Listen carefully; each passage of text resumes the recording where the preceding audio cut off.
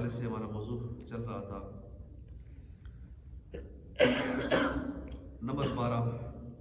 فرض کی پہلی 2 رکعتوں میں اور نفل و وتر کی کسی رکعت میں سورہ الحمد کی ایک آیت بھی رہ گئی، بلکہ ایک حرف بھی چھوٹا، یا سورت سے پہلے 2 بار الحمد شریف پڑھی، یا سورت ملانا بھول گیا، یا سورت کو الحمد سے پہلے پڑھ لیا، یا الحمد کے بعد 1 یا 2 چھوٹی آیتیں پڑھی۔ 3 آیتیں پڑھنی چاہیے چھوٹی کم از کم، اگر 2 آیتیں پڑھی چھوٹی، پھر رکوع میں چلا گیا، پھر یاد آیا، پھر دوبارہ واپس آ گیا، پھر رکوع کیا، تو ان سب صورتوں میں سجدہ سہو واجب ہے۔ الحمد کے بعد سورت پڑھی، اس کے بعد پھر الحمد پڑھی تو سجدہ سہو واجب نہیں۔ یوں ہی فرض کی پچھلی رکعتوں میں فاتحہ کی تکرار کی، یعنی 1 سے زائد بار سورہ فاتحہ پڑھی، اس سے مطلقاً سجدہ سہو واجب نہیں۔ اور اگر پہلی دونوں رکعتوں میں سے کسی ایک رکعت میں الحمد کا اکثر حصہ پڑھ لیا تھا، پھر سہون اعادہ کیا، یعنی اسی کو دوبارہ پڑھا، تو سجدہ سہو واجب ہے۔ الحمد پڑھنا بھول گیا اور سورت شروع کر دی اور بقدر 1 آیت کی پڑھ لی، اب یاد آیا کہ میں نے تو الحمد شریف پڑھنی تھی، تو الحمد پڑھ کر سورت پڑھے اور سجدہ سہو واجب ہے، سجدہ سہو بھی کرنا پڑے گا۔ یوں ہی اگر سورت کے پڑھنے کے بعد یا رکوع میں یا رکوع سے کھڑے ہونے کے بعد یاد آیا تو پھر الحمد پڑھ کر سورت پڑھے اور دوبارہ رکوع کرے اور سجدہ سہو کرے۔ رکوع میں چلا گیا، پھر یاد آیا کہ میں نے تو اس طرح پڑھنا تھا، مجھ سے غلطی ہو گئی، تو پھر الحمد پڑھے، پھر سورت ملائے، پھر رکوع کرے اور سجدہ سہو کر لے، آخر نماز ہو جائے گی۔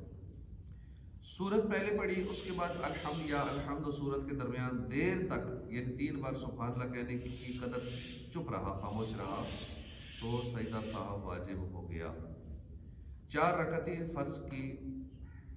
تیسری اور چوتھی اور مغرب کی تیسری کے علاوہ ہر قسم کی نماز کی کسی بھی رکعت میں الحمد کا ایک لفظ بھی بلکہ ایک حرف بھی رہ گیا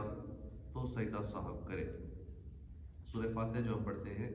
اس کا اگر ایک حرف یا ایک لفظ بھی رہ گیا، اب اس طرح بھی رہ سکتا ہے کہ ہم پڑھتے پڑھتے ہماری آواز اتنی آہستہ ہو کہ اپنے کانوں تک بھی آواز نہ جائے، دل ہی دل میں پڑھ لیا، یا ہونٹوں سے آواز باہر ذرا سے بھی نہیں نکلی، تو اس صورت میں ایسے ہی کہلائے کہ جیسے نہیں پڑھا،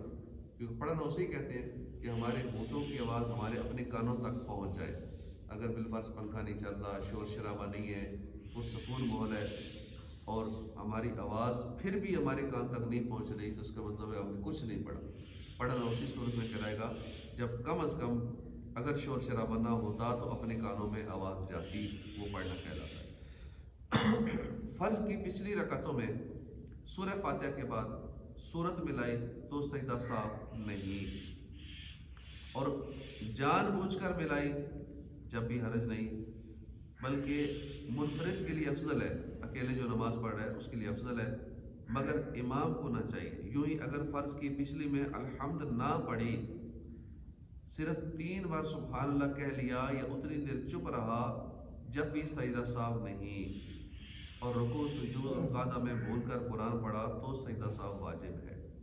رکوع میں غلطی سے قرآن پڑھنا شروع کر دیا، سجدے میں قرآن پڑھنا شروع کر دیا تو سجدہ سہو واجب ہے۔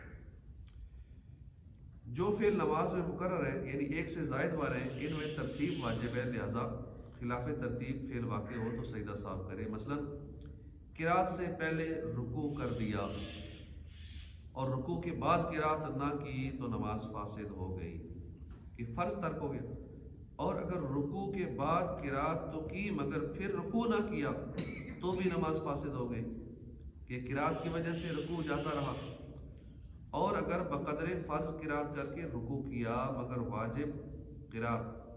قرات ادا نہ ہوا، مثلا الحمد نہ پڑھی یا سورت نہ ملائی، تو حکم یہی ہے کہ لوٹے اور الحمد اور سورت پڑھ کر پھر رکوع کرے اور سجدہ سہو کرے، اور اگر دوبارہ رکوع نہ کیا تو نماز جاتی رہی، کہ پہلا رکوع جاتا رہا تھا۔ تو یہ 18 تک ہماری مدنی پھول ہو گئے، جہاں تک سجدہ سہو کا بیان تھا، ٹوٹل یہ 50 ہے۔ انشاءاللہ تھوڑے تھوڑے ہم سنیں گے تاکہ ہمیں کچھ نہ کچھ یہ یاد رہ جائیں، اور نماز کے اندر جب غلطی ہو تو ہمیں پتہ چل جائے کہ ہمارا کون سا واجب رہ گیا